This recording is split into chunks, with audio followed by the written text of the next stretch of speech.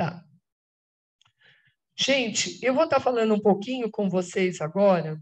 Eu não sei o quanto vocês já ouviram falar nos desastres, que têm feito parte do cenário brasileiro nos últimos anos.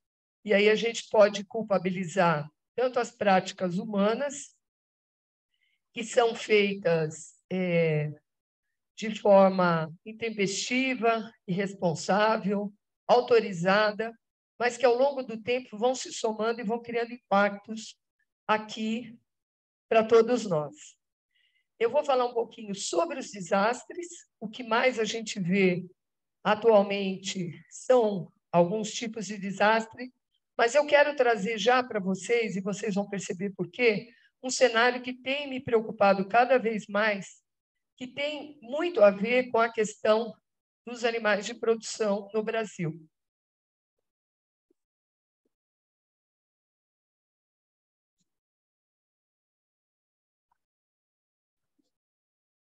Vou ficar, pode deixar. Bom, então, definindo um pouquinho rapidamente para vocês, desastres são eventos de alto impacto, de origem distinta e determinados no tempo e no espaço. É um termo amplamente utilizado em situações de catástrofe ou calamitosas, que podem ser de grande ocorrência, intencional ou não, de grande intensidade, que afetam o sistema socioambiental, desencadeiam perdas, impactos humanos, materiais, econômicos ou ambientais de forma disseminada, excedendo a capacidade da comunidade afetada de lidar com o problema, empregando seus próprios recursos. As comunidades, em geral, afetadas, elas não conseguem conviver com o resultado daquele impacto. Então, isso é uma definição genérica que eu adaptei da doutora Ana Liz, que está ali comigo, com quem eu tive o prazer de começar a conviver nesse cenário. E essas imagens, né, só para a gente não esquecer, como a gente diz, né, ninguém vai esquecer Mariana, essas imagens são do primeiro e do mais impactante desastre ambiental que nós tivemos no Brasil, mas que foi causado por uma ação antrópica, né? Então, nesse caso, a gente tem uma associação de ocorrências. Em geral, a gente tem sistemas de classificação de desastres, né, que sempre mostram para nós os desastres geofísicos, os hidrológicos, então, os geofísicos, em geral, ligados a movimento de massa, os hidrológicos, as inundações e os movimentos de massa úmido, os meteorológicos, né, com temporal que tem acontecido principalmente aqui na região sul, e os climatológicos, né, onde a gente pode ter seca, incêndios naturais, incêndios florestais, campestres, que tem também acontecido de forma recorrente no Brasil. Mas o que mais tem me preocupado ultimamente tem sido os desastres biológicos. Opa. O Fórum Nacional de Proteção e Defesa Animal, atualmente, ele tem uma força-tarefa que compõe as suas atividades, que é o Grupo de Resgate de Animais em Desastres. Então, muito do que eu vou falar para vocês daqui para frente tem a ver com essa situação, situações que nós fomos enfrentando, direta ou indiretamente, muitas vezes vários integrantes dessa equipe, outras vezes pequenos grupos que nos trouxeram a essa reflexão atual. Então, aqui estão alguns das ocorrências de desastres ambientais, climáticos, antropológicos, antrópicos, o que vocês quiserem denominar, porque tem várias denominações, que ocorreram, e eu trouxe propositadamente esse primeiro, que foi o primeiro grande registro que a gente acha na literatura brasileira, que foi em 1963, aqui no estado do Paraná, um incêndio florestal que demorou meses para ser controlado e que dizimou boa parte das florestas do estado do Paraná. Eu não sei nem se vocês que são aqui sabem dessa história. Quando eu comecei a fazer um levantamento sobre isso, eu fiquei impactada, porque centenas, milhares de animais morreram, principalmente animais classificados como de produção, e não se computou nem a perda total desses animais, e muito mais a perda territorial. Depois disso, a gente teve uma grande lacuna de informações. Só em 2000 a gente passa a ter esse registro de vazamento de óleo na Baía de Guanabara, e todos os desastres que eu estou trazendo para os senhores aqui são desastres onde foram relatadas, mesmo que de forma simbólica, ao fato de que esse desastre atingiu os animais naquele momento. Bom, talvez uma das questões que mais nos impactou foi em 2011, foi quando nos trouxe para esse cenário atual, né, a ocorrência do desastre de Petrópolis, onde ele ficou marcado na história como o maior desastre com perda de vidas humanas no país até hoje. Tá? De lá para cá, eu queria que vocês olhassem a frequência de desastres que nós passamos a ter aqui no nosso país. E, lembrando novamente, esses registros são de desastres onde relatos de animais com maior ou menor número de perdas foi acontecendo. Então, olha, 2015, Mariana, 2017, Rio Casca. Quem aqui ouviu falar de Rio Casca alguma vez? Levanta a mão bem alto para eu poder enxergar. Olha, a gente não tem, acho que 10% da sala, eu também posso pedir a mim, que ouviu falar e destruiu uma cidade inteira em Minas Gerais. Tá? Depois a gente teve o rompimento da barragem de Brumadinho, né, que foi um desastre enorme, outro desastre enorme, com perdas de vidas humanas de forma incontável. Eu tenho uma amiga que o filho dela foi o último resgatado agora, morava lá na minha cidade, onde eu moro, em Jundiaí, e depois de todo esse tempo foram encontrados os restos dele, e agora é que ele foi sepultado, só para a gente entender como é difícil, né? Depois, olha, João de Sá, na Bahia. Quem que ouviu falar de João de Sá, na Bahia? Menos gente ainda. No Espírito Santo, enchentes, Minas Gerais, São Paulo, os incêndios do Pantanal, com certeza, os senhores ouviram falar. Trombas d'água, por exemplo, o presidente Getúlio, em Santa Catarina, 2020. Santa Maria de Itabira, alguém ouviu falar? As mesmas pessoas, presta atenção, estou fazendo de propósito. Incêndio no Pantanal, em 21, e aqui a gente começa a ter coisas diferentes aparecendo nesse cenário. As búfalas de Brotas, enchentes na Bahia e Minas Gerais, no final do ano passado, esse ano, os bezerros de Cunha, em São Paulo, enchentes Pernambuco, Alagoas, incêndios em Mato Grosso.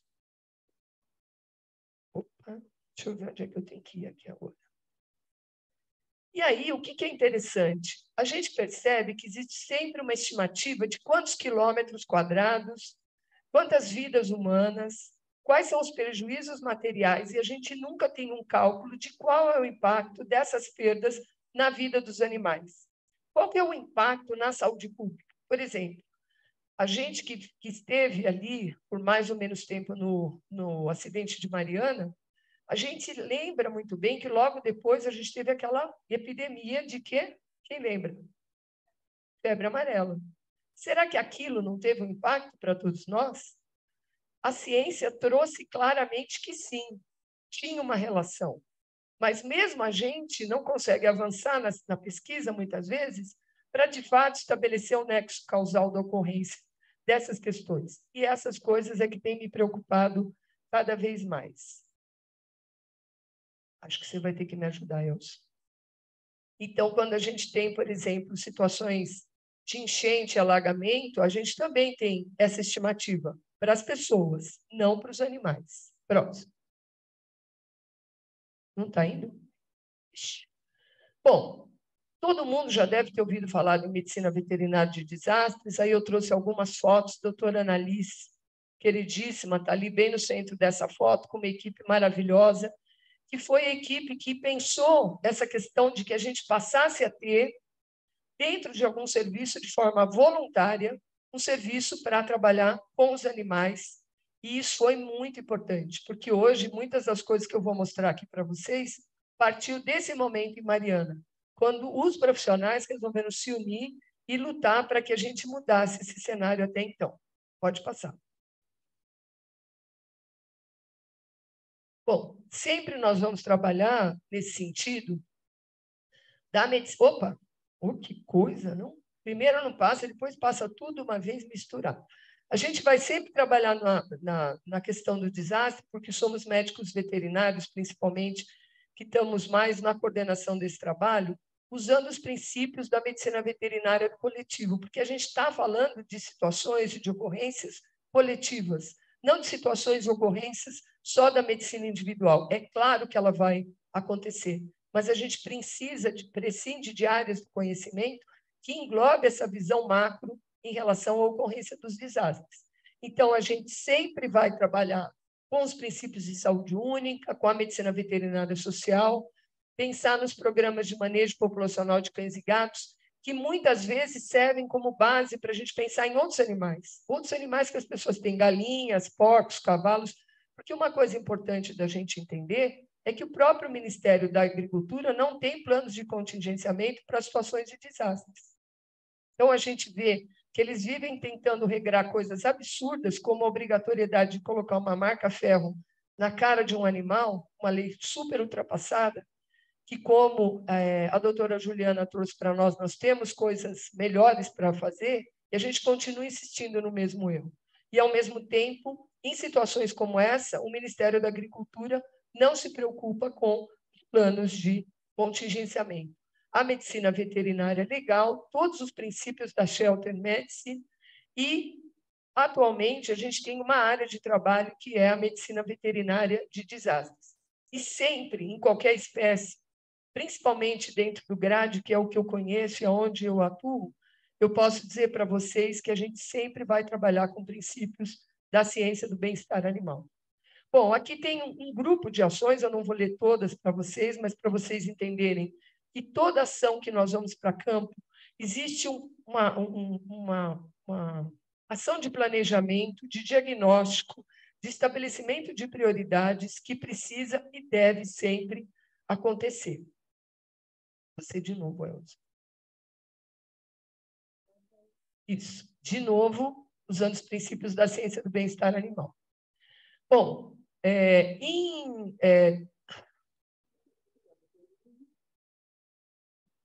2020, o Conselho Federal de Medicina Veterinária, capitaneado por alguns profissionais muito importantes, como a doutora Ana Liz, doutora Laisa Bonella, doutora Carla Sassi, se reuniram e convidaram outros profissionais para que fosse elaborado esse Plano Nacional de Contingência de Desastres em Massa, que foi o primeiro documento que nós temos oficial, que tem embasado muitas das ações que nós sabemos hoje, qualquer profissional, qualquer grupo liderado ou onde tenha médicos veterinários pode utilizar com muitos resultados satisfatórios. Ele, inclusive, está sendo revisto, está sendo atualizado, e isso provavelmente vai acontecer sempre, porque cada evento que a gente participa tem muita novidade. De novo, Elza. Misericórdia. Vai. Muito bem. Eu queria, antes que se passe, espera aí que você vai ter que passar. Vocês estão vendo algum animal nessa foto? Eu posso garantir para vocês que tem. Você não pode falar. Só você sabe que tem, Anelisa. Nada? Então, ó, tinha um animal aqui. Esse animal está aqui, ó. Tá? Esse animal é esse aqui. Então, o que normalmente motiva as pessoas é o resgate dos animais, né? O que todo mundo quer fazer, como vocês estão vendo na foto aí, está cheio de gente doida para entrar lá e salvar o animal, mas a gente sabe que a gente não pode ser a próxima vítima dessa questão. Então, a gente precisa se mobilizar.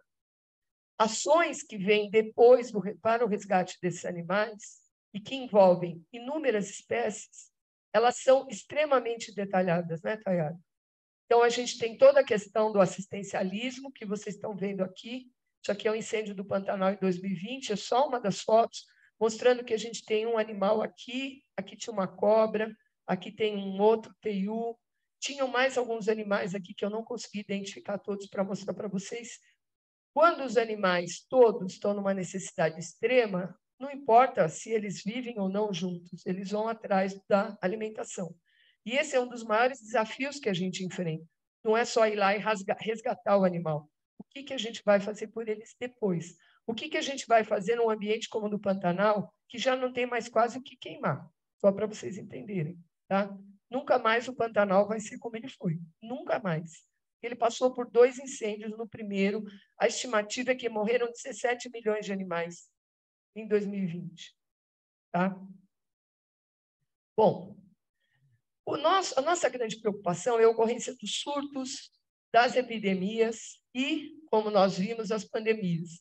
Então, a gente tem uma definição para cada uma delas, mas são termos que pouco a gente valoriza naquele momento do desastre. E isso é fundamental. Essa foto eu fiz com a doutora Anelisa, né, doutora Anelisa?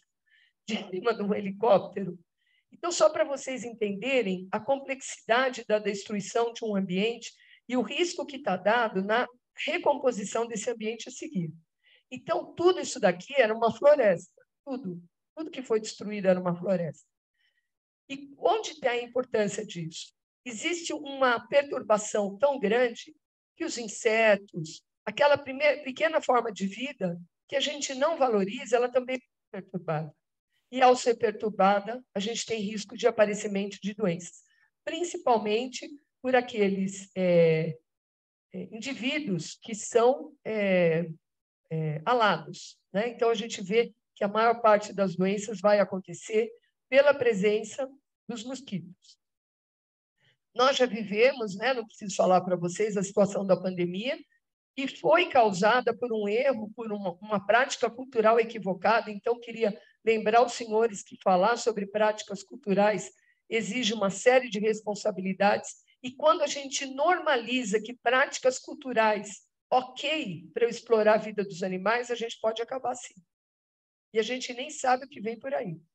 Só na região da Amazônia, existem mais de 120 agentes que foram identificados nos mosquitos, cada vez com maior frequência distribuídos por lá, e nós não estamos levando isso em conta para lutar com toda a força possível pela Amazônia. Cada um pode lutar pelo que quiser, mas nós todos que estamos aqui temos uma obrigação moral de lutar para que aquele povo e tudo que está em volta não seja destruído ou não seja vítima da ocorrência dessas doenças, os seres humanos e os animais.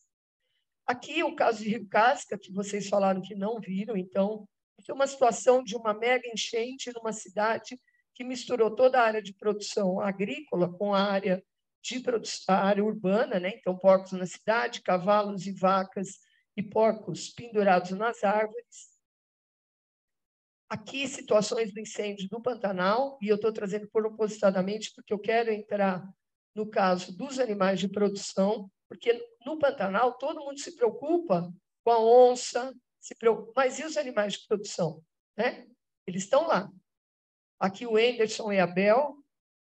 O Anderson e a Bel. Ela é bombeira civil, o Anderson é médico veterinário. A gente sempre trabalha nessa dupla para que, na verdade, o bombeiro civil nos ajude na segurança e nós possamos ter um companheiro para agir na frente de trabalho.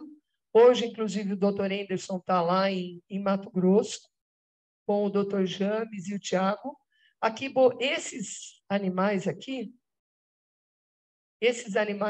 são, os cascos desses animais são desses que estão aqui, tá? Quando se conseguiu tirar os animais, os cascos tinham ficado presos e não foram arrancados.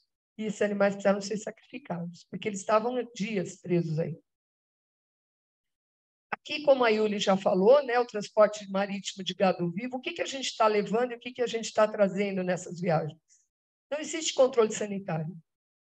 Eu gostaria de lembrar aos senhores que nós estamos com um projeto de lei para ser votado no Senado sobre o autocontrole da fiscalização dos produtos todos de origem animal para beneficiar o agronegócio brasileiro.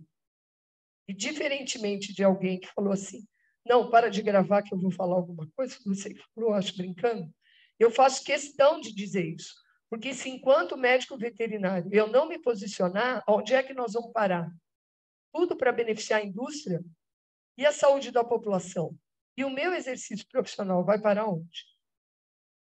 Então, aqui, né, a foto que a Yuli também trouxe, até hoje eles estão colhendo problemas. Lembrar os senhores que Barcarena, toda essa região está altamente contaminada de mercúrio pela forma predatória com que eles fazem práticas da mineração.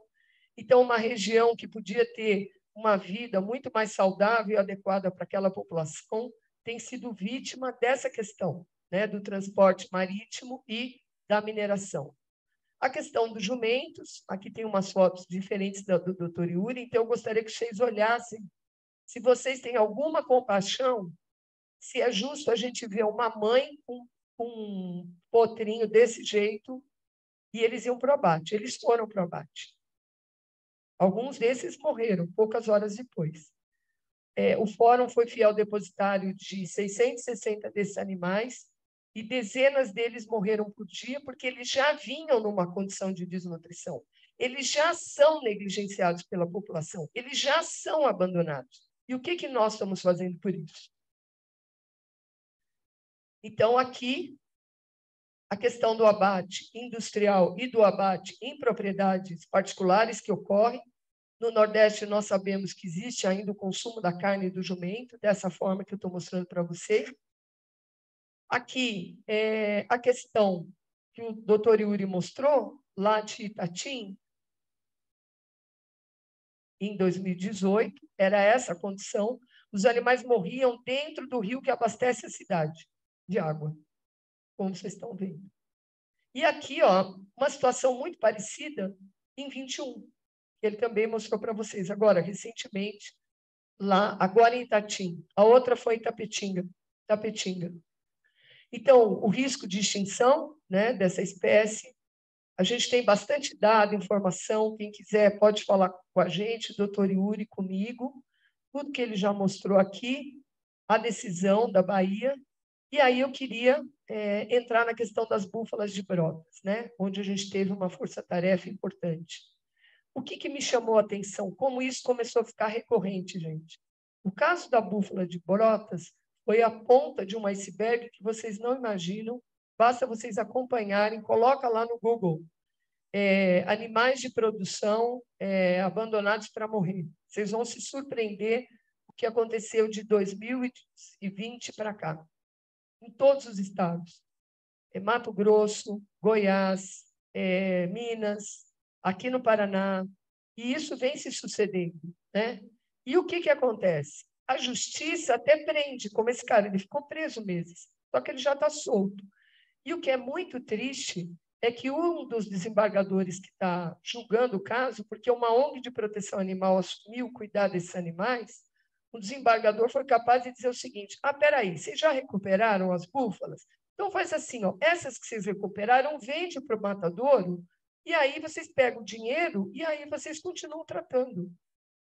Eu fico perguntando, cadê a moralidade individual das pessoas numa situação como essa? Quem pagou o tratamento dessas búfalas foi a sociedade civil. As tais das vaquinhas virtuais, todo mundo aqui contribui. Como é que você pega o dinheiro da gente e faz uma coisa dessa, né?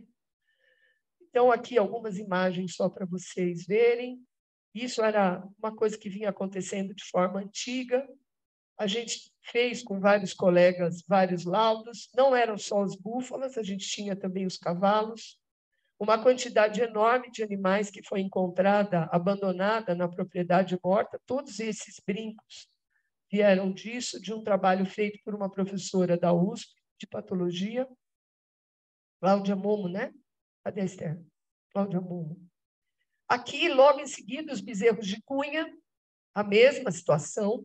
Eu conversei com o Dr. Laerte Levay agora de manhã e ele me disse que os animais, o juiz felizmente manteve a tutela para a ONG que está cuidando desses animais, que em breve eles vão ter o perdimento, mas que é um absurdo os argumentos jurídicos que a defesa do proprietário usa. Ele falou que são argumentos chulos, inclusive, para tentar tirar os bezerros dessa pessoa, né, que está cuidando. Essa aqui são os bezerros, só para vocês olharem como as situações vão se sucedendo, tá? Vão olhando aí, o pessoal do GRAD lá em cima. E aqui, um caso recente que eu tive a oportunidade, fiquei muito feliz de poder ajudar, foi produzir um documento técnico por uma equipe do ICMBio, avaliação de maus-tratos contra bovinos na reserva biológica nascente da Serra do Cachimbo, lá no Pará. Era uma reserva biológica de vida silvestre, os animais tinham só a juquira, que é esse matinho aqui, ó, para se alimentar. Aqui tem vários animais mortos, olha a condição dos animais. Mais de 1.500 animais foram encontrados nessa propriedade. Vou passar rapidamente, que meu tempo já deu. Animais com quadros patológicos crônicos, balanopostite, onfaloflebite, animais vivos sendo comidos por urubus, todos largados, abandonados. E aí eu queria deixar essas perguntas para vocês refletirem, tá? Eu podia ter contado muitos outros casos, mas com certeza, acho que de tristeza e coisa ruim já veio. Eu queria deixar um pedido para vocês. É só esse meu interesse. O que, de fato, nós temos avançado na defesa e na proteção dos animais de produção? Quais as normas sanitárias que protegem e asseguram a saúde e o bem-estar dos animais classificados como de produção? De fato, a ciência do bem-estar animal, a Declaração de Cambridge, tem trazido avanços práticos na vida desses animais? Profissionais que devem fazer valer os princípios de bem-estar e o cumprimento das leis estão agindo nesse sentido? Porque, nesse caso do Pará, eu só consegui fazer isso porque uma colega, que é veterinária, junto com vários biólogos e outros veterinários, insistiu para fazer. Ele recebeu uma multa e agora ele conseguiu que o Estado fosse obrigado a devolver os animais para ele. E ele está ocupando uma terra que é uma reserva biológica de vida silvestre. O que aconteceu? Não vai devolver. Os animais não vão ser devolvidos porque já foram abatidos. Porque saíram de onde estavam e já foram direto para a abatedoura. Acho que a DEPAR, que chama o órgão da agricultura lá, levou os animais. O que eu quero dizer para os senhores é que esses animais ficam sofrendo. Acho que ficou claro o sofrimento de todos os que estavam aqui. Quem é que vai arcar com a recuperação desses animais? Nós precisamos sair da teoria e ir para a prática. A quem vai caber o ônus de cuidar e recuperar todos esses animais? É muito bom estarmos todos aqui reunidos, mas eu espero que vocês possam refletir e nos ajudar a achar caminhos daqui para frente. Muito obrigada.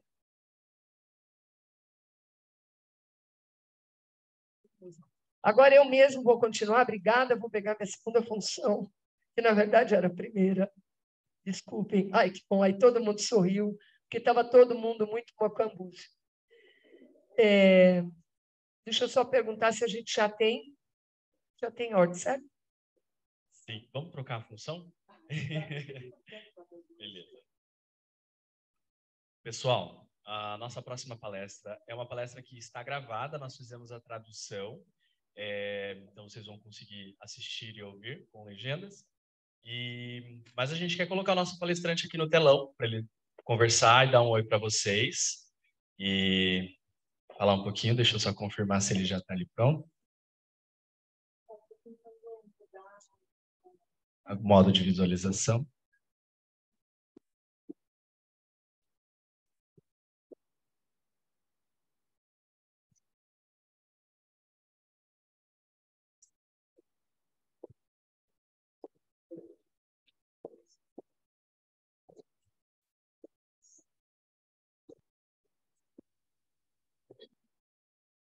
Acho que ele me ouve.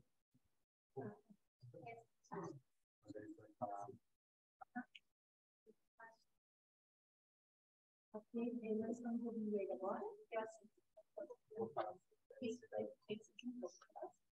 Hey, Felipe, I think you are here, mate. Thank you so much to join with us. And I will let you speak a little bit with our audience now. And the word is with you. Thank you so very much. And a real pleasure to be with you virtually. I only wish I could be with you in person. This is such an important moment for animal welfare globally. We know that humanity is now facing an existential threat from the climate emergency, from the collapse of nature, through the growing growing health risks, and at the center of all of that is factory farming. At the center of all that is the way that we treat animals. At the center of what we need to do is treat animals better, move away from cruelty. We've got to realize that not only are animals sentient beings, but to protect people properly, we have to protect animals too. Felipe falou para a gente que é importante a gente tratar bem os animais, como a gente tem falado hoje o dia inteiro, que o problema central de tudo isso está na forma como que a gente se relaciona com todas essas situações envolvendo os ecossistemas, a indústria e tudo mais. E agora a gente vai dar o play na palestra. Hey, Felipe, we'll play your record speak. So once again, thank you, and if you want, you can join with us. Thank you so much. Have a wonderful rest of the conference. Thank you for listening.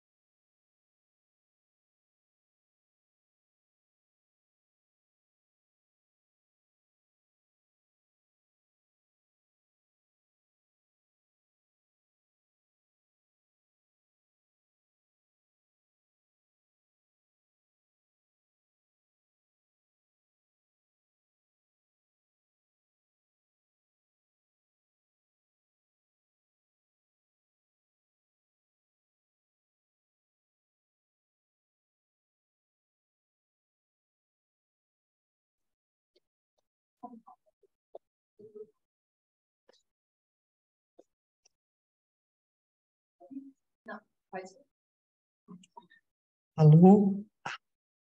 Bom, então a gente agradece muito, né? Mesmo ele não estando com a gente agora, né? O Felipe Limber, da contribuição que ele trouxe para a nossa reflexão aqui. E agora nós vamos ter uma outra fala, só que online, bastante importante para nós, uma pessoa que a gente tem um carinho especial, que é o Luiz Carlos Sarmien, da Rede Lapa. Ele vai falar conosco sobre a campanha para a prevenção de futuras pandemias. Luiz Carlos, é uma alegria e um prazer ter você aqui conosco.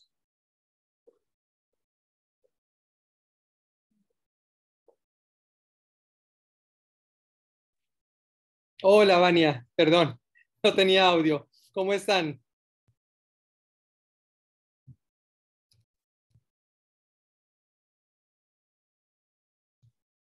¿Sí me escuchan?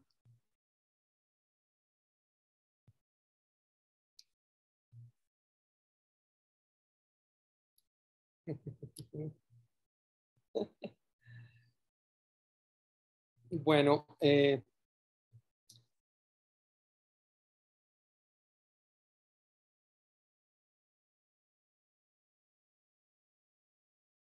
y el creador de la Red Latinoamericana de Protección Animal, una red que une a las organizaciones de toda Latinoamérica y el Caribe.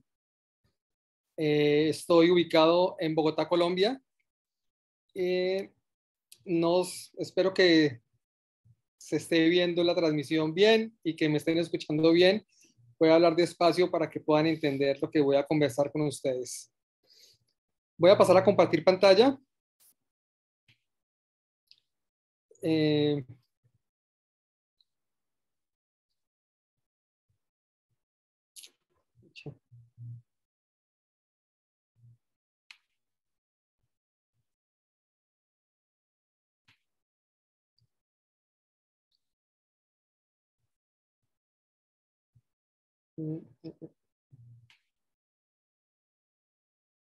Perdón, un segundito, estoy teniendo problemas para compartir.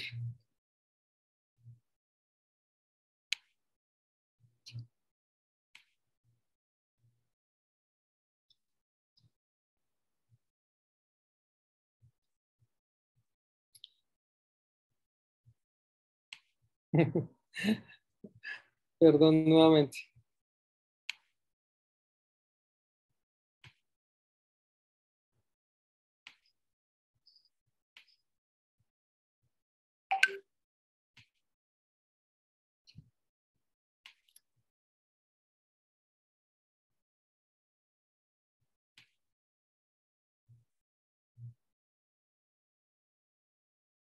Bueno, parece que ahora sí se está viendo la presentación. Estoy en un lugar con una red no muy buena, razón por la cual voy a dejar de compartir el video mío para asegurar que se vea la presentación. Entonces, bueno, nuevamente le quiero agradecer a Forum y a todas las personas que trabajan allí y que conozco desde hace muchos años. Un abrazo bien grande. Voy a hablar de dos instrumentos internacionales que actualmente se están desarrollando para que potencialmente pueden beneficiar el bienestar de los animales. Perdón.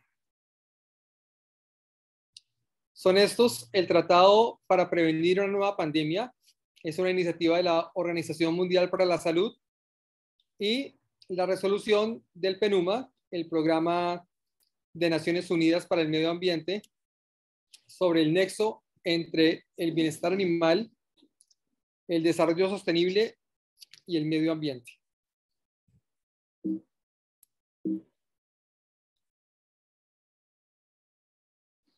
El primero de ellos, un instrumento internacional para prevenir pandemias, como lo estaba diciendo, es una iniciativa de la OMS, Organización Mundial de la Salud, cuyo objetivo es construir un futuro mejor y más saludable para todas las personas del mundo. Y en ocasión a la pandemia que actualmente estamos viviendo, han decidido establecer un órgano de negociación intergubernamental para fortalecer la prevención, preparación y respuesta frente a pandemias. Esto es y se llama un instrumento porque todavía no se le ha dado el nombre, si es un tratado, si es una resolución, si es una declaración, etcétera. Entonces simplemente lo llamamos un instrumento.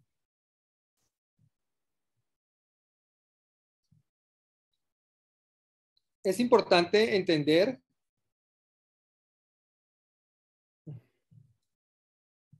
que el 75% de todas las enfermedades infecciosas emergentes son zoonosis, lo que significa que saltan de los animales a los humanos. Esta es una gráfica de 4PAWS, organización con la cual estoy realizando este trabajo. Son nuestros aliados, en otras palabras, nuestros aliados globales. Y unos cuantos ejemplos los vemos aquí en la gráfica. La expansión de la frontera agropecuaria, destruyendo los hábitats de los animales silvestres, la producción intensiva de distintos tipos de animales, los mercados de animales vivos, el tráfico en fauna silvestre, la producción de animales por sus pieles, la producción, la comercialización de perros y gatos para el consumo. Bueno, son muchos las causas que pueden llevar a que haya una zoonosis que nos afecte. Y es importante que los gobiernos actúen de manera inmediata. Por eso esta campaña está siendo enfocada precisamente hacia los diferentes estados miembros de Naciones Unidas. Tenemos que enfocarnos en la prevención, más no en la respuesta, y tenemos que entender cuáles son los diferentes elementos que pueden producir una pandemia para tener claridad sobre cómo actuar. Y otra cifra importante que muestra esta organización es que la agricultura es un gran contribuidor para la pérdida de los hábitats.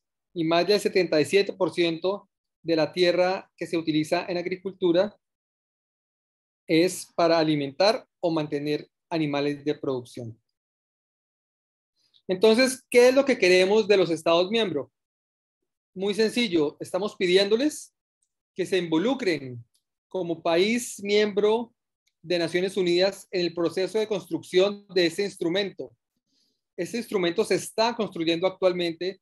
Desde el año pasado empezaron las reuniones en las diferentes regiones geográficas.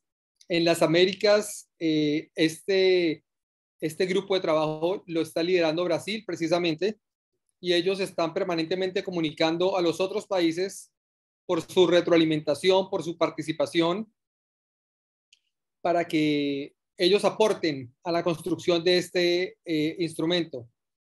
Entonces lo importante es que los países se involucren, que participen, que den su opinión, su punto de vista desde las necesidades que cada uno de ellos tiene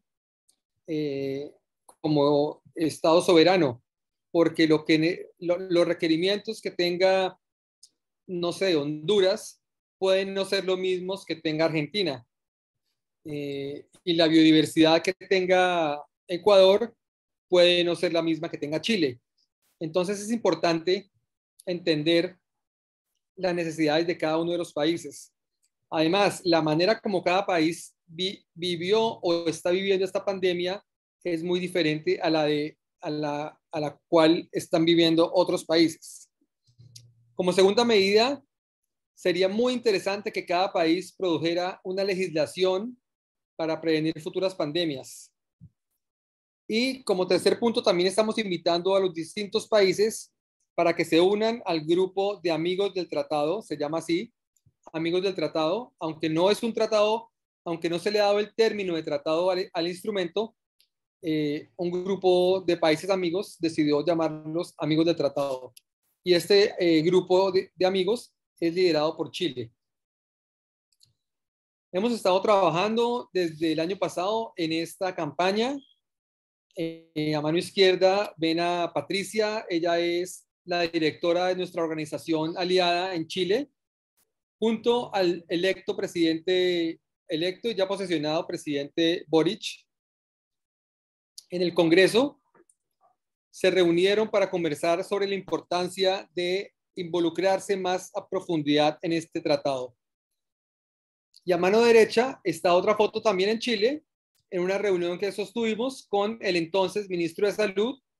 Curiosamente, el ministro de Salud no sabía que existía la construcción de este instrumento, y pues fue muy emocionante para nosotros que no solamente hacer los portavoces de esa información, sino también que contara con todo el apoyo del Ministerio de Salud de Chile para trabajar en ello. Estas fotos también corresponden a trabajo realizado en Ecuador. Esto fue más reciente, esto fue el año pasado. A mano izquierda me ven en una participación que hice ante la Defensoría del Pueblo. Y es un caso muy curioso porque la Corte Constitucional del Ecuador dio instrucciones a la Defensoría del Pueblo para que crearan la ley de los derechos de los animales de ese país. Y fue un momento oportuno para trabajar con ellos y presentarles información relativa a este instrumento internacional para prevenir pandemias y solicitarles que se incluyera dentro de esa ley unos textos pertinentes a los objetivos nuestros. Entonces, en esa primera foto, ustedes me ven haciendo la presentación del tema. Ellos recibieron muy bien la información, con mucho interés, y fue incluida en el borrador que va a ser pasado a la Asamblea de Ecuador para su revisión final. Entonces, esto es un ejemplo de que este tema sobre prevención de pandemias puede incluirse efectivamente en una legislación nacional. En la foto superior, una reunión que tuve en la ciudad de Guayaquil, también en Ecuador. Guayaquil es la ciudad ecuatoriana más progresiva, donde se habla un poco más de temas de bienestar animal, etcétera. Y también hubo mucho interés a nivel municipio en incluir ciertos parámetros para prevención de pandemias. Y la foto de abajo, la más pequeña, es una reunión que tuvimos con varios miembros de la sociedad civil, de varias organizaciones protectoras de animales, para socializar este tema, porque es importante que las organizaciones que trabajan en bienestar y protección animal sepan sobre lo que está sucediendo a nivel mundial y participen también de la discusión, porque en últimas ellos son los que están en el terreno, en las calles, en la acción, trabajando con los animales, y también están expuestos a cualquier zoonosis que pueda surgir.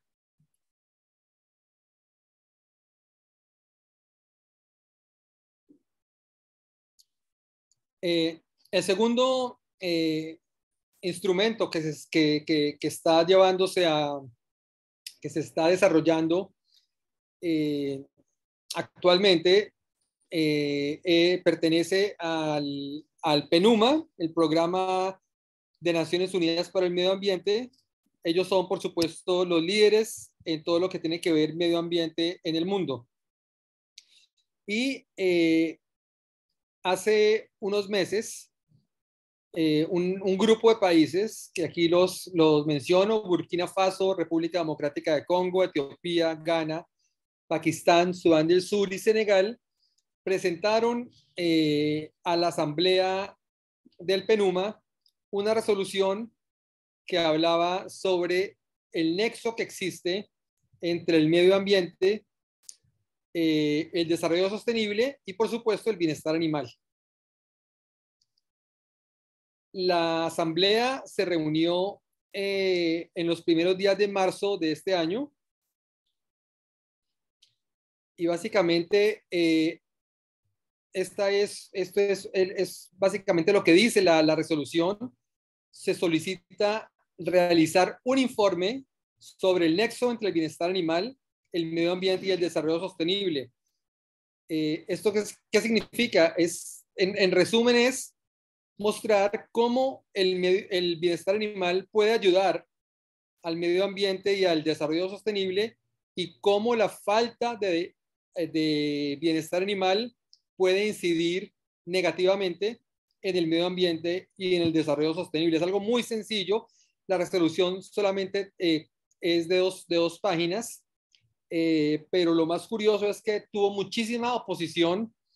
Entonces la labor nuestra de la sociedad civil, los que estábamos en esa asamblea, como les dije a principios de marzo en Kenia, fue hablar con cada uno de los estados miembros presentes para explicar la importancia que el bienestar animal tiene y la importancia que un informe como estos tendría para poder cambiar la vida de miles de millones de animales a futuro. Es así como fue aprobada la resolución y pues lo que entiendo está sucediendo en este momento es que ese informe se debe estar preparando. Lo que solicitamos a los diferentes estados miembros es muy parecido a lo anterior. Queremos que los países patrocinen la resolución, que se unan a ese grupo de países que les mencioné anteriormente. Básicamente son todos países africanos y creemos nosotros que, dado que es una resolución muy relacionada con el medio ambiente y con la biodiversidad, sería muy interesante que los países latinoamericanos, que también compartimos una gran biodiversidad, estuvieran patrocinando esa resolución.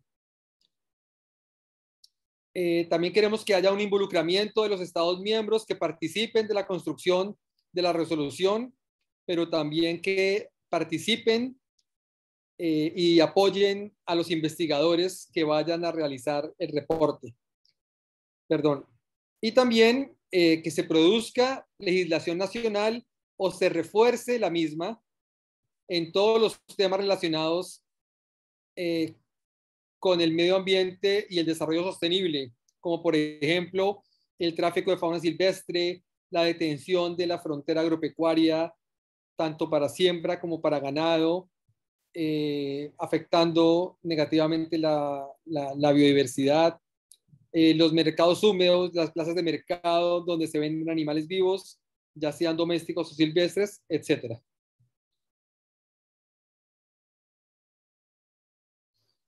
Estas fotos que también quise compartir son precisamente en la sede de Naciones Unidas en Kenia, que es la sede del Programa Medioambiental de Naciones Unidas. Es la única sede que tienen las Naciones Unidas en un país del sur global.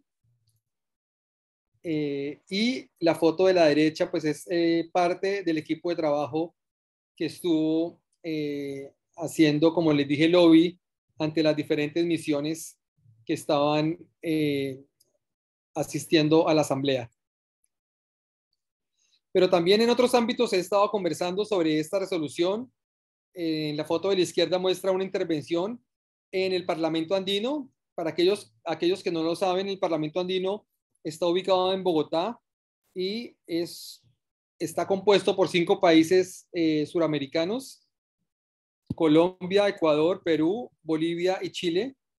Y la invitación a presentar estos 2 instrumentos fue hecha por el entonces presidente del Parlamento, un senador chileno. Y a mano derecha me ven con un asambleísta ecuatoriano.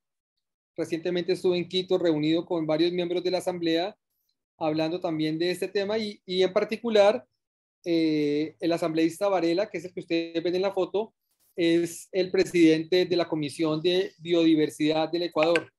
Entonces fue muy interesante hablarle sobre esta resolución y que tampoco conocía y animar a la Asamblea Ecuatoriana para que legisle al respecto, pero que también para que se involucre en esta resolución que está desarrollándose en este momento. Tengo unos ejemplos de lo que es todo esto, unos ejemplos más tangibles de lo que estamos hablando. Yo les mencioné hace un poco plazas de mercado y plazas de mercado y mercados húmedos. Como ustedes recordarán, el origen de la actual pandemia se da en China, en un mercado húmedo, en Wuhan. Estas fotos corresponden a diferentes mercados húmedos y plazas de mercado en Latinoamérica. La foto de la izquierda corresponde a quizás el mercado húmedo más grande, o al menos el más grande que yo he visitado, en Iquitos, Perú. Y la foto superior a la derecha es un mercado de animales vivos en Uruguay, que se hace todos los domingos. Y la foto de abajo corresponde al famoso mercado de las brujas en La Paz, Bolivia, donde se venden cientos de fetos de llamas para diferentes propósitos de la medicina tradicional. El tráfico de fauna silvestre, por supuesto, lo he mencionado varias veces. Todas estas fotos corresponden al tráfico de animales silvestres de Perú, excepto esta de acá, la última de la diapositiva. Eso también es en Bolivia. Otro ejemplo de lo que ya hemos hablado, la producción de animales por sus pieles.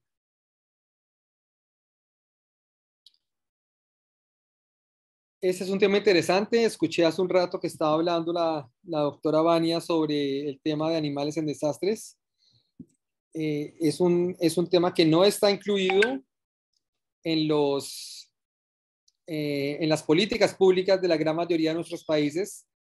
Sin embargo, cuando hay un desastre de estos, es importante entender la relación que se causa y la mezcla, ¿verdad?, de lo que son animales de compañía, animales de producción y animales silvestres. Muchas veces es una inundación, por ejemplo, se afecta a la fauna silvestre, la cual busca escapar de la inundación y es capturada por humanos para mantenerlos como mascotas o como alimento. La producción intensiva, de la cual pues ustedes han escuchado hablar bastante ya. El consumo de perros y gatos, que afortunadamente no sucede de forma masiva o permanente en nuestra región, aunque cada vez que muestro esta foto me dicen, sí, hay un lugar donde comen perro, hay un lugar donde comen gato, pero esto principalmente sucede en países como China y Vietnam. Las exportaciones de ganado en pie, que también ya lo comentó hace un rato la doctora Hailey. Y bueno, para ir terminando entonces y resumiendo, debemos actuar ante la triple crisis ambiental que tenemos: la contaminación, el cambio climático y la pérdida de la biodiversidad. Todo esto sumado a la pandemia. Entonces es importante que como sociedad civil, como organizaciones de protección y bienestar animal, nos involucremos, pero también involucremos a aquellos que tienen la capacidad de legislar y de producir leyes para el bienestar de los animales, que en últimas va a ser el bienestar de los humanos. Entonces, ¿qué es lo que sigue? Pues involucrar a los Estados miembros, particularmente sus ministerios de Ambiente, Salud, Agricultura, Cancillería y al cuerpo legislativo, que la sociedad civil participe, que nos unamos a esta red global que está trabajando en esos instrumentos, ya sea a nivel de organización, de fundación o de personas expertas en cualquiera de los muchos temas que están relacionados con esto. Y es importante que se sepa qué pasaría si no se incluye el bienestar animal dentro de los conceptos de Naciones Unidas. esto que sucedió en marzo, que les conté que fue aprobada la resolución sobre el nexo, es muy importante para todos los que trabajamos en bienestar animal, porque es la primera vez que el concepto de bienestar animal está presente en alguno de los organismos de Naciones Unidas. Seguramente algunos de ustedes recuerdan que por muchos años la WISPA, que ahora se llama World Animal Protection, trató de introducir la DUBA, la Declaración Universal sobre Bienestar Animal, directamente en Naciones Unidas, y esto no sucedió nunca. Todavía se trabaja en lo mismo, pero es importante entender que esta es la primera vez que este concepto está presente en alguna resolución aceptada por Naciones Unidas. Y bueno, entonces, ¿cuáles son los beneficios para nosotros los humanos? Porque aquí estamos hablando de animales, pero ¿cuáles son los beneficios para los humanos? Prevenir una nueva pandemia. Es importante entender que la prevención cuesta mucho menos que la respuesta. Es importante reconocer las interconexiones entre el hombre, animal y ambiente. Promovemos la transición hacia sistemas alimentarios agrícolas más respetuosos con los animales y el ambiente. Ayudamos a las comunidades locales a prevenir la expansión del virus. Las comunidades locales son casi siempre las comunidades más vulnerables. Y buscar la equidad en la salud pública, incluso en las fases preventivas. Si ustedes recuerdan, cuando empezaron a aparecer las primeras vacunas, nuestros países no estaban en el listado. Después de mucho tiempo, semanas o de pronto meses, fue que países como Colombia empezó a recibir las primeras vacunas y eran en cantidades ridículamente absurdas. 300,000 vacunas para un país que tiene 50 millones de habitantes. Entonces los beneficios son muchos, hay muchos más, pero esto es solamente un pequeño recorderis de cómo nos beneficia esos instrumentos que traen bienestar para los animales, cómo nos benefician a nosotros los humanos. Muchas gracias. Si hay alguna pregunta, con muchísimo gusto.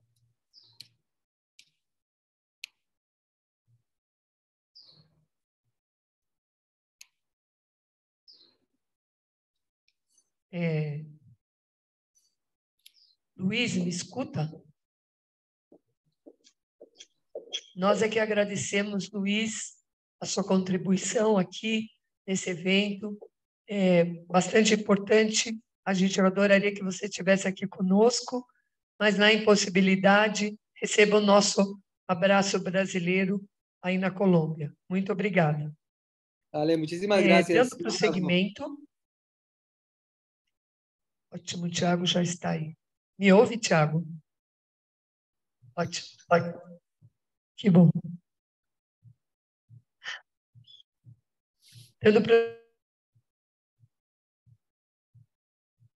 Com o professor Thiago Fenster Seifer. Obrigada. Ele é da Unifor, ele vai estar online conosco. Ele vai falar pelos próximos 30 minutos conosco sobre o direito dos animais, o direito da natureza, o direito ecológico e o direito ambiental, no limiar de um novo paradigma ecocêntrico no antropoceno. Seja bem-vindo, Dr. Thiago Viver. Seja bem-vindo e fique à vontade, a partir de agora. Bom, muito obrigado, doutora Vânia, professora Vânia. Vocês me ouvem só para confirmar se está ok o áudio? Sim? Bom, imagino que sim, né? Ok, obrigado. Bom, para mim é uma alegria, um privilégio poder participar do 6º Seminário de Defesa Animal, promovido pelo Fórum Nacional de Proteção e Defesa Animal, esse trabalho fantástico que é feito pelo Fórum. Parabenizo toda a comissão organizadora, a qual agradeço pelo honroso convite. Eu vou estar, por óbvio, tratando, como já anunciado no título da minha palestra, a partir de uma perspectiva jurídica. Eu já destaco que eu, diferentemente de muitos colegas que que acompanhei dentro da programação, que me antecederam, né? Eu digo colegas mais que falaram de uma perspectiva jurídica. Eu não sou um especialista em direito animal, né? E sim a minha pesquisa, né, os meus mais de 20 anos, me dedico, acima de tudo, pelo estudo do direito ambiental, né? Mas um direito ambiental que tem se renovado muito, eu diria, né, sobretudo nos últimos anos, inclusive desafiando, talvez, a própria nomenclatura direito ambiental e sim rumo a um direito ecológico, né? Então, 2022 é um ano bastante comemorativo de vários marcos importantes, né? Por exemplo, o direito ambiental, para proteção ecológica, no caso mesmo dos 60 anos do livro da Rachel Carson, A Primavera Silenciosa, 50 anos da Convenção de Estocolmo, e já na linha, inclusive, da questão dos direitos atribuídos a entes naturais, da obra clássica do Christopher Stone, né, a respeito justamente da possibilidade dos entes naturais pleitearem direitos na justiça.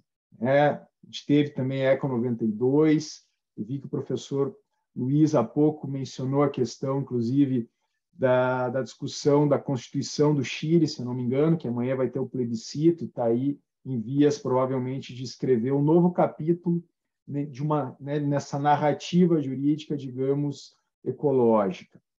Dito isso, só para ilustrar um pouco o cenário que se coloca a minha fala, a gente tem hoje, para o direito ambiental, o direito ambiental que nasceu antropocêntrico no Brasil, por exemplo, ele data o início dele do início dos anos 80, com a Lei da Política Nacional do Meio Ambiente, inclusive muitos daqueles que trabalham no campo do direito animal, já há muito tempo, de longa data, direcionam uma certa crítica, e com razão, ao direito ambiental, esse direito ambiental, sobretudo, de matriz antropocêntrica. Eu acho que, se a gente olhar para trás tanto, a própria Declaração de Estocolmo, o princípio 1, por exemplo, da Declaração do Rio, ela é expressa em situar de forma absolutamente desnecessária, eu diria, o ser humano como centro das preocupações da proteção jurídica do meio ambiente, que é, ao meu ver, tanto do ponto de vista científico, quanto do ponto de vista ético, do que se desenvolveu, sobretudo, ao longo aí da segunda metade do século XX, mas mais recentemente, hoje a gente discute todas as crises planetárias, a questão da biodiversidade, a questão climática, enfim, isso tudo desafia, estabelece um novo paradigma científico da ciência da Terra, quando a gente fala dos limites planetários, enfim, a discussão de uma nova época geológica do Antropoceno, justamente como resultado da intervenção de uma única espécie, nós, o Homo sapiens, na integridade do sistema planetário. Isso revela, por assim dizer, a falácia, em especial do ponto de vista científico, dessa dicotomia entre ser humano e natureza. E esse é um grande desafio para o direito. Eu acho que, por mais que a gente possa ir desde Darwin, desde meados do século XIX, ou seja, resgatando essa desconstrução de um pensamento cartesiano, dicotômico, dessa relação entre ser humano e natureza, e a mesma lógica também vale para a relação entre o ser humano e os animais, passando pelo século XX, passando por tudo que se desenvolveu, e a gente está celebrando aí os 10 anos da Declaração de Cambridge, que também é um marco científico importante nesse sentido, a respeito da ciência, da consciência animal, mas eu diria mais, eu busco um olhar um pouco mais amplo, não apenas em relação à ciência animal, mas também o desenvolvimento das ciências naturais, de um modo geral, da ciência ecológica, hoje, como a gente fala da ciência da natureza, desse novo paradigma que tem avançado muito nas últimas décadas. Tem um artigo que foi publicado, por exemplo, na revista Nature, no final dos anos 90, de um cientista alemão, que ele é o diretor do Instituto de Potsdam, que é o Schnellhuber, e ele, ali, no final dos anos 90, ele diz, olha, a gente vive hoje, à luz de tudo que se apurou e tudo que se desenvolveu cientificamente na compreensão, né, dos fenômenos planetários, enfim, da ciência planetária, que se pode denominar de uma nova virada copernicana nos rumos, vamos dizer assim, né, do desenvolvimento científico. Outros autores falam, né, de um segundo iluminismo, de um iluminismo verde, e assim por diante. Então, de fato, a gente tem hoje, tanto no campo da ciência animal, quanto no campo das ciências naturais, enfim, um cenário completamente diferente daquele que ainda hoje, né, do ponto de vista da tradição filosófica, do ponto de vista no direito, para a gente, todo o direito foi construído à luz desse paradigma iluminista, moderno, né, ou seja, os institutos jurídicos, a construção, por exemplo, dos sujeitos de direito, a atribuição de personalidade jurídica, tudo isso em grande medida, né, foi construído à luz de um paradigma científico, ético, filosófico que não cabe mais no nosso tempo. E o direito sempre foi, né, sempre teve uma velocidade de renovação, né, vamos dizer assim, bastante lenta em relação, né, a outras áreas, né, do conhecimento, em especial da ciência e mesmo da ética e filosofia. E a própria ética e filosofia também, né, demorou bastante para dar conta, né, do que, por exemplo, Darwin havia anunciado lá em meados do século XIX e, mais recentemente, por exemplo, tudo que significa o desenvolvimento no campo da genética, no campo, enfim, da teoria do DNA e tudo mais, e que revela, né, acima de tudo, essa origem absolutamente, essa identidade absolutamente comum que o ser humano, né, mantém com toda a comunidade planetária, a cadeia da vida. Né? Isso tem reflexos que a gente ainda não conseguiu dimensionar de forma devida, por exemplo, no direito. E o direito ambiental, como eu disse, esse direito, né, que surgiu numa matriz antropocêntrica, aos poucos ele vem, né, construindo uma nova narrativa. Eu mencionei anteriormente que vários, inclusive no campo do direito, né, que estudiosos, enfim, professores, pesquisadores que trabalham com o direito animal criticam, tem o direito ambiental, esse direito ambiental de matriz antropocêntrica, por exemplo. Tem um artigo, né, eu acredito que muitos colegas conhecem, o Daniel Lorenzo, né, que tem um artigo junto com o Fábio Oliveira, em que o título do artigo é algo como Heróis da Natureza, Inimigos dos Animais, porque, de alguma forma, esse direito ambiental antropocêntrico, ele deixou a proteção animal, né, deliberadamente escanteada nessa perspectiva, né, porque o próprio conceito de desenvolvimento sustentável, tudo que se construiu, tanto na perspectiva do direito internacional do meio ambiente, quanto mesmo na perspectiva, né, do direito doméstico, do direito nacional, sempre, né, se edificou muito à luz desse paradigma do desenvolvimento sustentável, né, que, como eu disse antes, coloca o ser humano no centro, né, da sua atenção, e que, né, acabou, especialmente a proteção dos animais considerados, né, individualmente, né, ou seja, na perspectiva da sua condição de seres sencientes e tudo mais, isso de fato, né, só mais recentemente eu diria que o direito ambiental, e aí, como eu disse antes, já não mais nessa vertente antropocêntrica, mas no que se tem denominado de um direito ecológico. Né? Então, me parece que existe um esforço hoje de reconciliar narrativas, né? De trazer a narrativa do direito dos animais de novo, né, para dentro, talvez não mais daquele direito ambiental, como eu disse antes, da década de 70, que ainda, né, nos acompanha até hoje, em grande medida, mas, sobretudo, quando ele vem com essa nova matriz biocêntrica, ecocêntrica do direito ecológico. Né? Também caminha nessa mesma construção a própria temática dos direitos da natureza. Né? Então, eu acho que hoje, mais do que nunca, né, a gente vê uma convergência, né, e um fortalecimento mútuo, tanto da proteção da natureza, e eu até tenho evitado muito o próprio conceito de meio ambiente, né, que é um conceito bastante limitado, que ainda carrega essa tinta, digamos, antropocêntrica. Né? Tem, inclusive, um filósofo alemão, que é o Klaus Meyerabend, que ele defende, né, Na Alemanha se tem um conceito também muito parecido de meio ambiente, que é Umwelt. Tem uma correlação com essa ideia de, enfim, né, Welt é mundo em alemão, né, mas essa ideia de que também o meio ambiente é algo que está ao nosso redor, mas que não necessariamente a gente faz parte dessa realidade, né? Ou seja, o meio ambiente está ali, a gente está, o ser humano, a humanidade está aqui, e ele sugere, por exemplo, inclusive, que nós deveríamos romper com esse conceito de meio ambiente em alemão. Ele propõe uma nova expressão que seria Mitwelt, que o prefixo mit tem a ver justamente com, né, com, então, juntos, né? E, para mim, o conceito de meio ambiente aí em português também carrega essa tinta, né, de matriz antropocêntrica na concepção, na pintura desse conceito.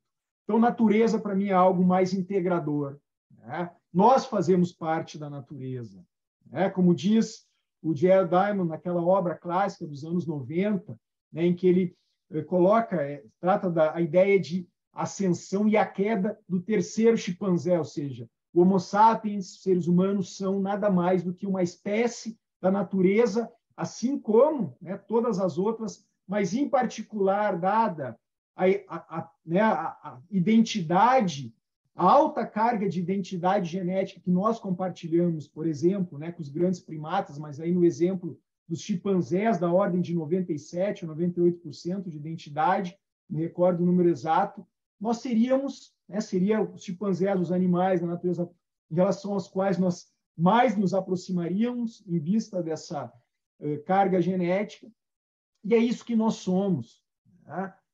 Há pouco se falou aqui da questão da pandemia, né, do Covid-19, ou seja, né, para aqueles que ainda têm alguma dúvida, né, da nossa absoluta vinculação do ponto de vista existencial e da nossa condição como uma espécie biológica, e nada além disso, né? Essa construção cartesiana, moderna, né, do excepcionalismo humano em relação às outras espécies da natureza, do ponto de vista científico, isso não se sustenta, né? Isso é uma tremenda de uma falácia, de uma ficção, né, que impactou a nossa leitura de mundo, né, a nossa visão de mundo, pelo menos, né, do pensamento moderno até hoje. Isso não se sustenta do ponto de vista científico. Então, autores, né, eu falava da questão dessa identidade genética, né, e eu gosto muito de um autor, de um biólogo norte-americano, inclusive falecido no início desse ano, é o Edward Wilson, acredito que muitos de vocês o conheçam. Ele é um dos criadores do próprio conceito de biodiversidade, enfim, e ele trabalha, né, para além das ciências naturais, ele tem se esforçado muito também em promover um diálogo, né, entre as ciências naturais com outras áreas do conhecimento, né, no caso, as humanidades, como falam em inglês. Ele publicou um artigo, inclusive, um livro, se não me engano, é de 2006, a primeira edição, que o título é Consilience, né, que busca justamente a ideia da unidade do conhecimento, né, ou seja, de aproximar as ciências naturais das ciências humanas, da importância disso, né? E ele denuncia esse descaso, né, vamos dizer assim, ou essa dificuldade de compreensão, por exemplo, no âmbito da filosofia, no âmbito do direito, né? Ele não chega a falar do direito propriamente dito, mas eu busco essa crítica também para a tradição jurídica, né? Ou seja, a economia e tantas outras áreas do conhecimento que não conseguiram, né, pelo menos na mesma velocidade, acompanhar aquilo que a ciência já vinha, né, construindo de modo consensual a respeito de temas, né, como relacionados à nossa relação, à nossa condição biológica, à nossa relação com a natureza. Então, ele trabalha com essa ideia, né, de uma parentalidade filogenética, né? Ou seja, se a gente buscar a nossa origem comum do ponto de vista planetário, ou seja, né, a gente vai resgatar essa origem, né, nessa história natural do planeta Terra. E a gente se limita, basicamente, a pensar a história do planeta à luz tão somente da história humana, né? Uma história,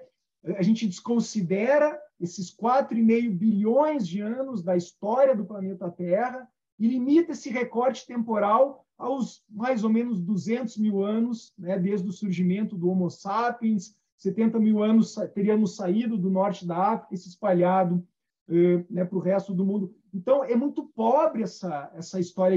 A grande história a gente não está contando quando a gente está tentando compreender, né, o nosso lugar nesse mundo. Né? Por vezes, a gente está mais preocupado em descobrir outros mundos, né? Ou seja, conquistar o espaço, conquistar o universo, né?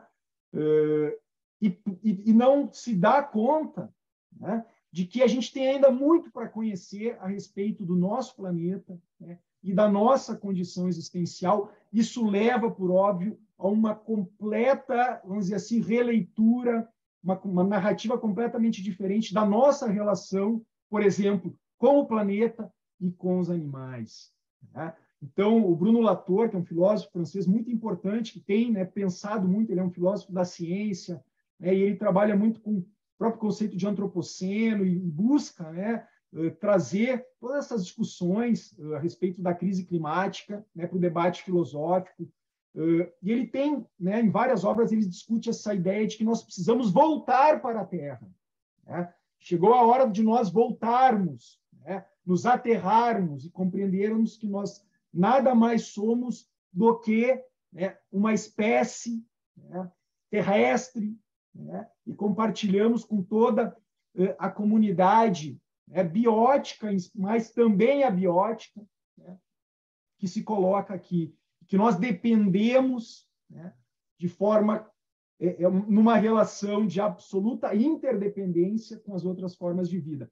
O direito, aos poucos, né, ele me parece que tem caminhado nesse sentido. Quando eu falo de um direito ecológico, né, e eu vi aqui que o professor Luiz destacou justamente esse instrumento da pandemia e toda essa discussão em torno, por exemplo, do conceito de saúde única, né, One Health, como isso tem uma dimensão importante, né, tanto política quanto também jurídica, de compreender as diferentes dimensões que se somam, né, no próprio conceito de saúde, né, a saúde humana, a saúde animal e a saúde do ecossistema, que tem a ver justamente com essa perspectiva, né, holística, ampla, né? Ou seja, são elementos que se somam, não tem como você desmembrar esses elementos para salvaguardar, né, a saúde, seja ela humana, seja ela animal, seja ela do ecossistema. Né? São elementos indissociáveis, interdependentes.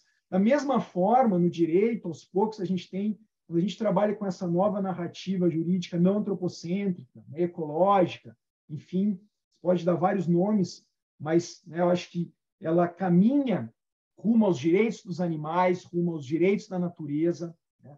E a gente olhar, por exemplo, para a própria Constituição brasileira de 1988, eu falei antes da Constituição chilena, né, que amanhã tem o plebiscito, né, não se sabe ainda se vai ser aprovado ou não, mas que seria, né, um salto tremendo, inclusive para além de onde a própria Constituição equatoriana de 2008 já havia chegado em relação aos direitos da Pachamama.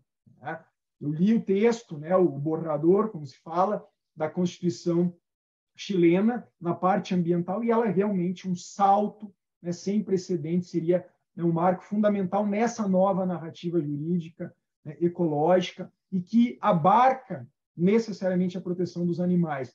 Mas, voltando para a nossa Constituição de 88, por exemplo, ela tem ali no artigo 225, de forma muito clara, e ali sim, nitidamente existe uma tremenda fissura, né, nessa tradição jurídica antropocêntrica. Né, quando vai lá a Assembleia, o nosso Constituinte de 88, e consagra a vedação expressa, né, de práticas de maus tratos em relação aos animais. Quando vai lá e protege constitucionalmente as espécies ameaçadas de extinção. Quando vai lá e protege, né, os atributos, a integridade ecológica no dispositivo das unidades de conservação, quando vai lá e protege processos ecológicos essenciais. Tem autores, inclusive, que questionam, como é o caso do ministro Benjamin, um texto dele falando dos direitos da natureza e provocando essa reflexão, né, ministro do STJ, é importante, né, um jurista no campo do direito ambiental, mas que sempre também trabalhou com à luz de um paradigma não antropocêntrico. Ele fala assim, o todos do caput do 225 poderia ser interpretado à luz, né, de uma abrangência para além do ser humano. Né? Mas ali você tem, né, nitidamente, né, e vários autores há muito tempo, em especial no caso da vedação de práticas cruéis contra os animais, reconhecem, né, da mesma forma como o artigo 5º da Constituição proíbe a tortura em relação aos seres humanos, nós temos ali uma regra constitucional, né, uma regra com feição, né, absoluta, né, que não passível de relativização, de ponderação, etc., etc. Então, ou seja, você tem ali, né, e uma proteção que se diga autônoma dos animais. Da mesma forma, a gente defende hoje, né, esses outros elementos, a proteção das espécies ameaçadas, enfim, né, dos processos ecológicos essenciais, que é um tema importante no direito climático, por exemplo, no ramo do direito da biodiversidade, a questão, né, das espécies ameaçadas. Você tem ali uma proteção autônoma, né, dissociada completamente, né, do interesse humano. Eu protejo os animais como, né, como por um valor intrínseco, né? Ou seja, eu reconheço neles de forma autônoma a proteção jurídica, interesses legítimos e direitos. Então, isso é importante. Esse marco do direito ecológico caminha na construção, né, desse paradigma não antropocêntrico, tanto em relação aos animais, quanto em relação à natureza, aos entes naturais, a rios, florestas. Né? Aqui, o Luiz, que me antecedeu, né, é da Colômbia.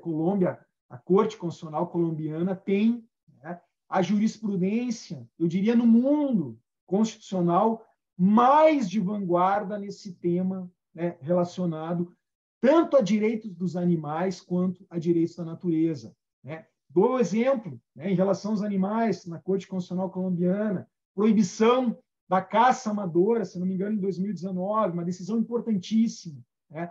Agora, em 2020, uma decisão que proibiu a pesca esportiva, a pesca amadora também, ou seja, inclusive as duas decisões amarradas no regime jurídico de proteção dos animais como seres sencientes, tá?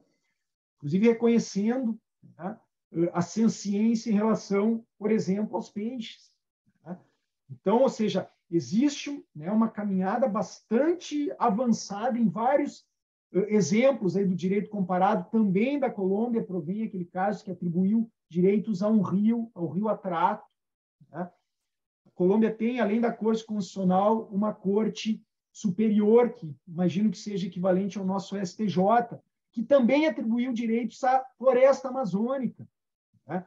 O Brasil tem, sim, avançado no campo dos direitos dos animais. O próprio Supremo Tribunal Federal tem decisões já importantes, desde o caso da farra do boi, muito vinculado, como eu disse, à previsão da vedação de maus-tratos aos animais, mas precisa avançar muito mais ainda. Né? Nós temos, aos poucos, reconhecido, por exemplo, no caso da vaquejada, né, uma interpretação biocêntrica do artigo 225 da Constituição, a atribuição de dignidade aos animais, expressamente, né, nos votos ali da ministra Rosa Weber, no voto do ministro Ricardo Lewandowski, nesse caso, o ministro Barroso também tem um voto muito interessante nesse sentido, ou seja, a gente identifica, né, essa narrativa, mas muito ainda precisa ser feito. Né? Existe toda uma dificuldade da doutrina, né, dessa tradição jurídica em relação à teoria dos direitos, dos sujeitos de direitos, a quem se pode atribuir personalidade jurídica, a quem se pode atribuir direitos, né, propriamente ditos. E eu acho engraçado isso, porque há mais de 200 anos, né, ou seja, o direito, inclusive o direito civil, que é, vamos dizer assim, hoje, né, o celeiro de maior conservadorismo.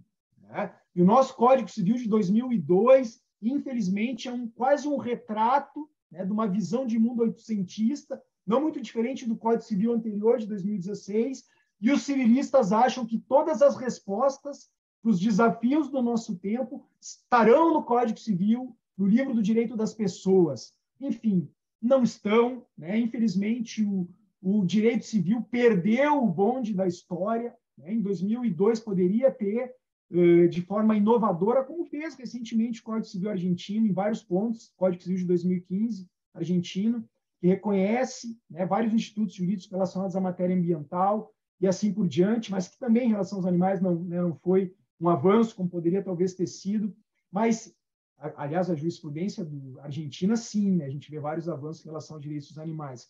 Mas o Código Civil, o direito civil brasileiro, infelizmente, né, vive do passado, né, vive na retrospectiva, vive no retrovisor da história. Né? Infelizmente, eles não chamam para si um protagonismo, né, absolutamente necessário, como eu disse, não porque eu acho importante, porque existe um paradigma científico, ético, filosófico, empurrando essa roda da história para frente. O direito vai ficar para trás, vai ficar olhando a crise climática, ou seja, a crise de biodiversidade, né, completamente essa dissintonia, né, do mundo natural no qual nós estamos inseridos. A pandemia do Covid-19 é um retrato disso. Né? O direito vai se negar a enfrentar isso, a colocar isso, né, como, né, de frente. Eu estava lendo semana passada uma decisão do STJ, né, inclusive em matéria ambiental, sobre crimes ambientais, que fala justamente que trata da pessoa jurídica. Né? Então, uma decisão bastante interessante, porque eu falava justamente que o direito há 200 anos não vê problema em reconhecer e atribuir direitos e personalidade jurídica a pessoas jurídicas, pessoas que muitas delas nem existem para além da ficção, né? Não existem fisicamente, não existem, né, no mundo dos fatos, no mundo empírico. E essa decisão do Superior Tribunal de Justiça, né, acabou por decretar a morte de uma pessoa jurídica, porque ela foi incorporada por outra pessoa jurídica e isso isentou ela de responsabilidade penal. Então, vejam, pessoal, o direito há muito tempo ele determina, ele dá vida e decreta a morte de pessoas jurídicas. E as pessoas ainda veem problema, né, se veem completamente incomodadas quando se discute o reconhecimento, a atribuição de personalidade jurídica e direitos aos animais e mesmo, né, a entes naturais. Eu brinco, né, com o pessoal, olha, a gente precisaria, assim como tem uma lei de recuperação extrajudicial e judicial de empresas aí, ou seja, insolventes e tudo mais, nós precisaríamos ter uma lei de recuperação da natureza, de rios poluídos, de florestas desmatadas, de mares poluídos, de solos contaminados, né? Nós precisaríamos mais do que nunca de leis de recuperação, assim como a gente faz com as empresas, né? Mas, enfim, é mais um exercício aqui de reflexão. Enfim, né? Essa minha contribuição, agradeço mais uma vez o convite, né? Fazendo essa ponte entre o direito ecológico, os direitos dos animais e os direitos da natureza, né? Que a gente precisa mais do que nunca unir forças, né, para construir uma nova narrativa jurídica. O direito pode, sim, ser um grande aliado na proteção dos animais. O sistema de justiça, sim, né, deve ser. A gente vê inúmeras iniciativas importantes em vários lugares do país, né, ou seja, ministérios públicos aí avançando com promotorias especializadas em matéria ambiental, em matéria em especial, de proteção aos animais. Foi citada o professor Laerte, Levay, né, a própria Monique participou do evento, são exemplos aí de promotores de justiça que militam diretamente nessa área. O Poder Judiciário, né, mais do que nunca, eu acho que tem assumido, em grande medida, esse protagonismo também, com decisões cada vez mais avançadas na matéria. Chegamos onde gostaríamos de chegar? É óbvio que não, mas eu acho que, aos poucos, a gente está movendo essa roda da história a favor da proteção dos animais e a favor da proteção da natureza. Tá certo? Muito obrigado, né? E parabéns de novo a todos os organizadores por esse evento que realmente está sendo fantástico.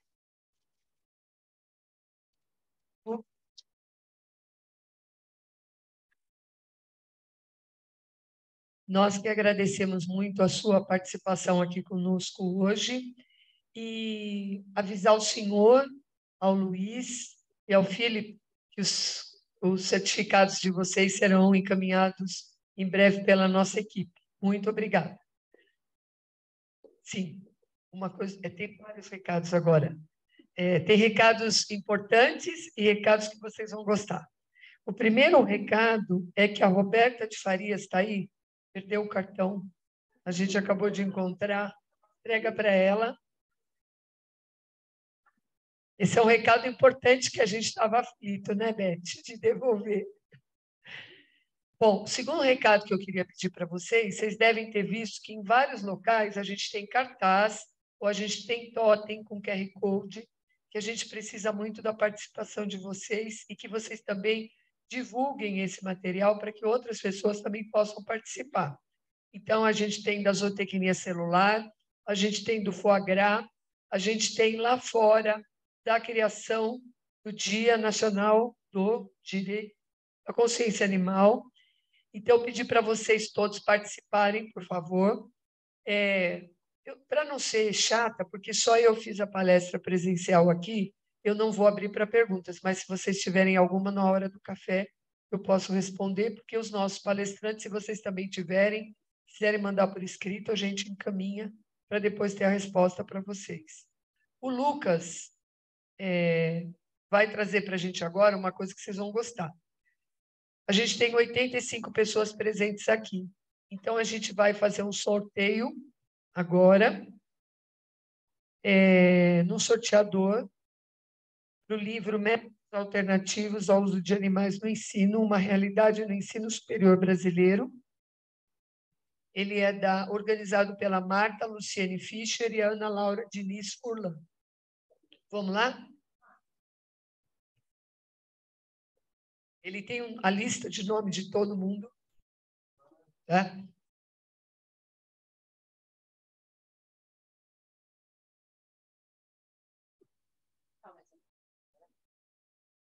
(69) Natália Maria Lucindo. Natália Maria Lucindo. Está aí? Senão a gente sorteia de novo. Tem que a pessoa estar aqui. Não, é só presencial. É só presencial, Rita. Eu falei assim, nós temos 85 pessoas presentes. Natália.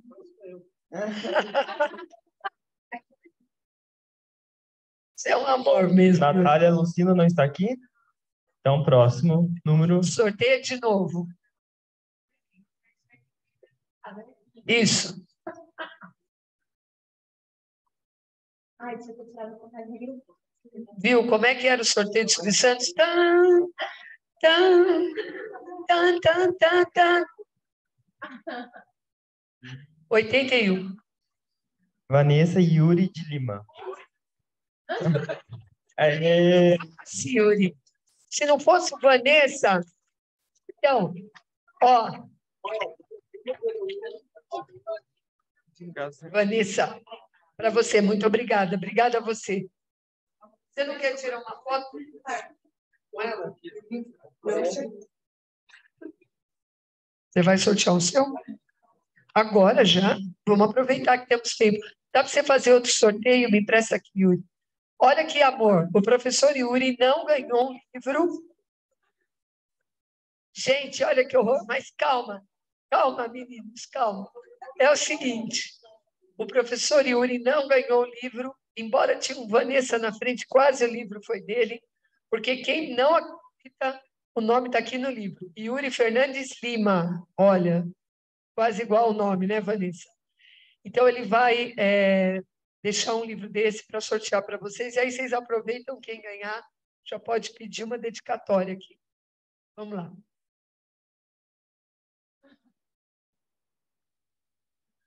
Já sorteou? Viu? Dá para sortear esse negócio? Já sorteou? Já acertei. Já sorteou? 84. Quem é? Viviane Sass. Pronto. Isso é marmelada, né? Ela está sentada atrás dele, né, Viviane? Assim não dá. Gente, dados todos os recados, como a gente conseguiu acertar o nosso horário aqui, vocês têm agora até às 17 horas para saírem, conversarem, fazerem perguntas, comerem ou beberem alguma coisa gostosa lá fora. E às 17 horas nós estamos começando aqui de novo. Obrigada.